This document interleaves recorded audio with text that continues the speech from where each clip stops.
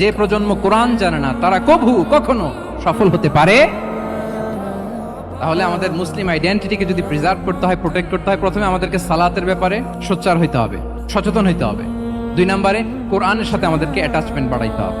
কোরআন যেমনি বিশুদ্ধভাবে আমার আবৃত্তি করতে, তেলাওয়াত করতে জানতে হবে, আবার কোরআনের রিফ্লেকশন গুলো, কোরআনের শিক্ষাগুলো আমাদেরকে জানতে হবে। 3 নম্বর হচ্ছে হালাল হারাম কনসার্ন। হালাল যদি আপনি মেনটেন না করেন, আপনার কোনো মুসলিম আইডেন্টিটি নাই। আল্লাহ বলছেন কুলু মিম্মা ফিল আরদি হালালান তাইয়্যিবা, এই জমিনে যেগুলোকে আমি হালাল করেছি এগুলো তোমরা কনজিউম করো। সম্মানিত শুধু খেয়াল রাখবেন, হালালের ভেতরেই বরকত আছে, হারামে কোনো বরকত নেই। হারামে আছে সাময়িক উত্তেজনা আর উন্মাদনা, কিন্তু হালাল এর ভেতরে আল্লাহ তাআলা বারাকা ঢুকিয়ে দিয়েছেন। তাহলে আমরা হালাল কনজিউম করব সব ক্ষেত্রে। হারাম খেয়ে, হারাম কনজিউম করে যে ব্যক্তি দোয়া করে, যারা হারাম খায় তাদের দোয়া আল্লাহ কবুল করে না, এবং হারাম খেয়ে বর্ধিষ্ণু দেহ আল্লাহর জান্নাতে প্রবেশ করবে না।